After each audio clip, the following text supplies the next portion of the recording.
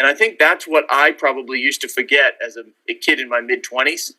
I used to forget that sometimes it takes a year, 2 years, 3 years, 4 years for something to mature before all of a sudden everything fucking clicks and it makes sense.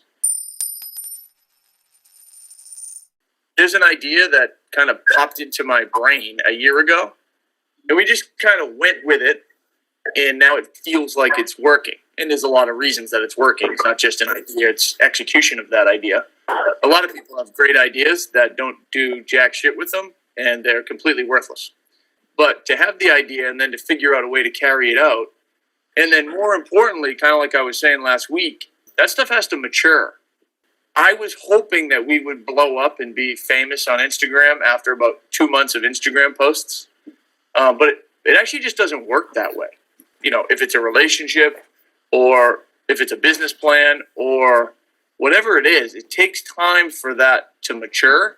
And I think that's what I probably used to forget as a kid in my mid-20s. I used to forget that sometimes it takes a year, 2 years, 3 years, 4 years for something to mature before all of a sudden everything fucking clicks and it makes sense. I'll pivot that into our lending business. In the same fashion, we came up with this idea that we got to go to the market with 0 points. And we've been saying, and Tommy knows more than anybody, we've been saying this shit since December that we were going to do that.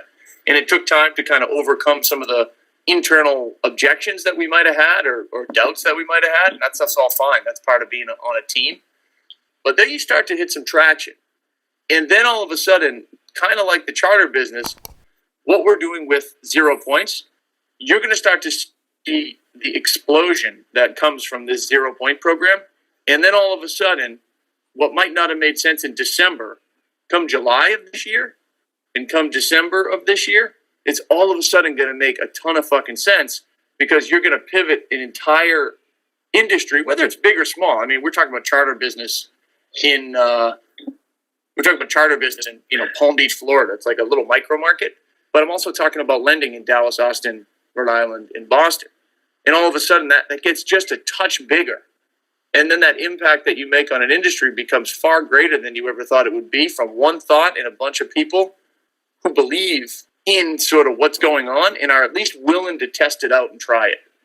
And the maturation of that, you watch what happens. If we close, Tommy, I think you'll agree too, if we close these deals, I promise you watch what's going to happen, and all of a sudden the uptick in attention, the uptick in business, the uptick in phone calls, and the uptick in closings is going to happen.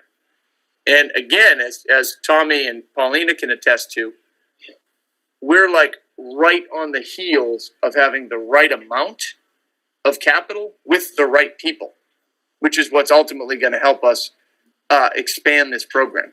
And when we do 200 million, 300 million in origination at 0 points, we'll make more money than we ever did at 100 million, charging 1 to 2 points. And I think that's what I still circle back to, the long-term game. That's what happens when you play the long-term game and you let these things mature.